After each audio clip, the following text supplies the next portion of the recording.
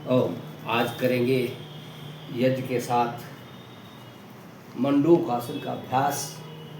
मंडूक आसन के लिए वज्रासन में बैठना, पैरों को मोड़ करके बैठना, घुटने के दर्द वाले नहीं करना और यहीं से आगे की तरफ झुकना।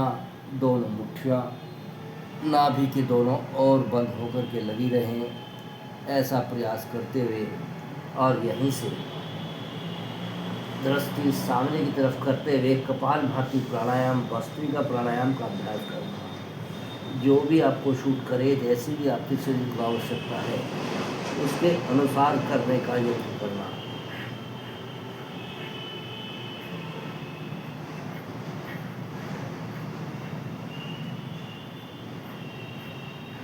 ऐसे लगातार कुछ देर करना और देखेंगे कि हमें कितना लाभ मिल रहा है। अपने यज्ञ को साथ साथ बना के रखना, वो चलता रहे।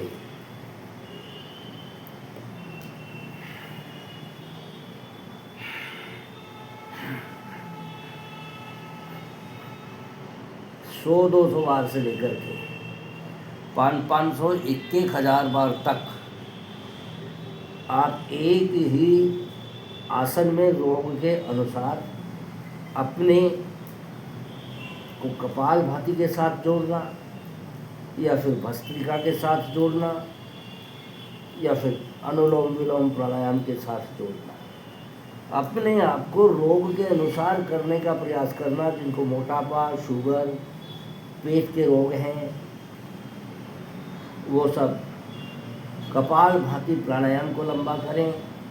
जिनको दमा, अस्थमा, श्वास संबंधित व्याधियाँ हैं, वो भस्त्रिका प्राणायाम को लंबा करें। सांस को लंबा खींचे, लंबा छोड़े।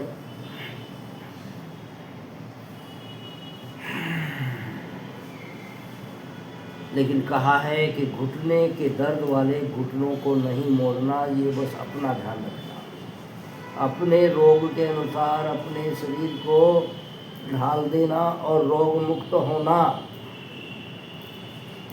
नहीं मुड़ा जाता, नहीं बैठा जाता तो खड़े होकर के, बैठ करके, जैसे भी चाहे योग करें। कुर्सी पर बैठ करके करें। अब जिनके घुटनों में दर्द है वो कुर्सी पर बैठ कर करें, आगे झुक जाएं तो वो भी लाभकारी होता है। लेकिन पूर्ण लाभकारी वज्रासन में बैठ करके और आगे फिर झुक करके करना, वो पूर्ण लाभकारी होता है। इसी को हम लंबा कर रहे हैं, लंबे समय तक करना।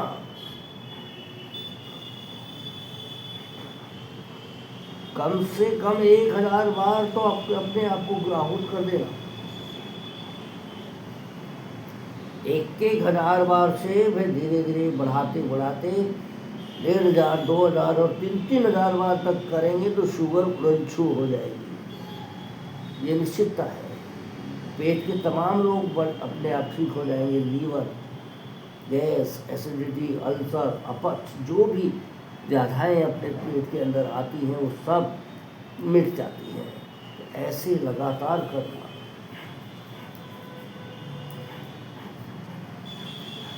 लगातार करने से हमें पूर्ण लाभ मिलता है।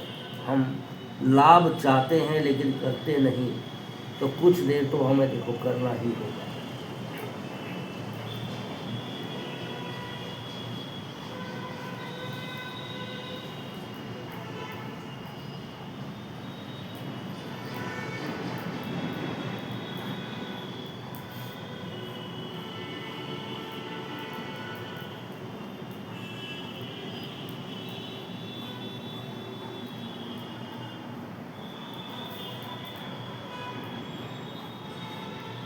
लगातार एकांत में कुछ देर करने का यत्न करना।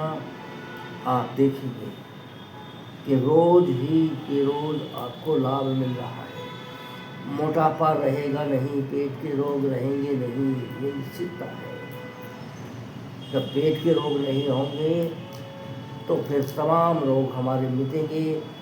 शरीर के तमाम रोग पेट से ही होते हैं, सिवाय एक्सीडेंटल रोगों के।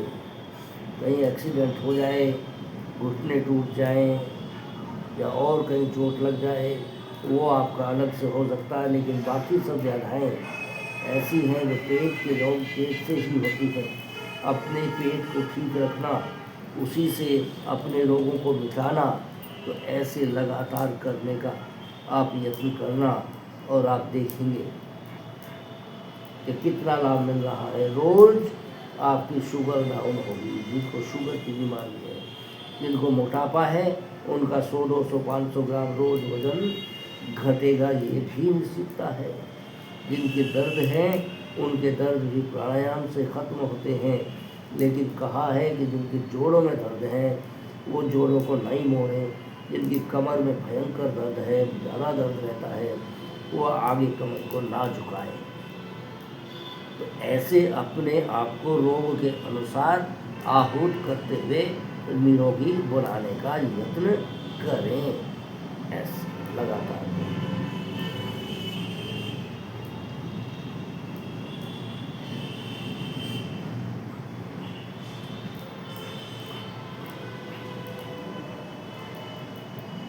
एक एक आसन को 5 मिनट से लेकर के और 10-10, 15-15 मिनट तक आप कपालभाति प्राणायाम, भस्त्रिका प्राणायाम के अनुसार करेंगे तो हम निश्चित रूप से रोग मुक्त हो पाएंगे।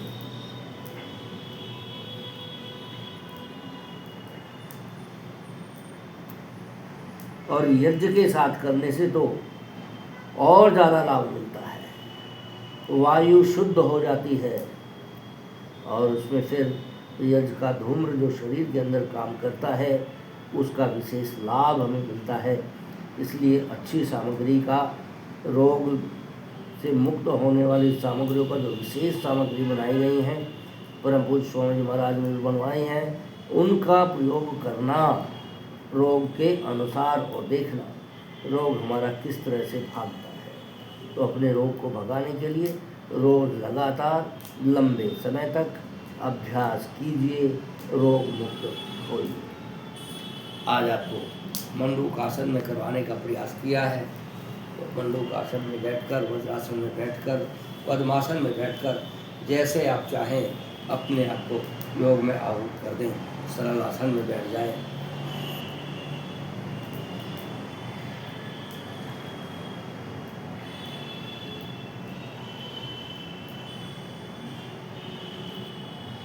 रोज़ करें, योग करें, लगातार करें, कुछ देर अवश्य रूप से करने का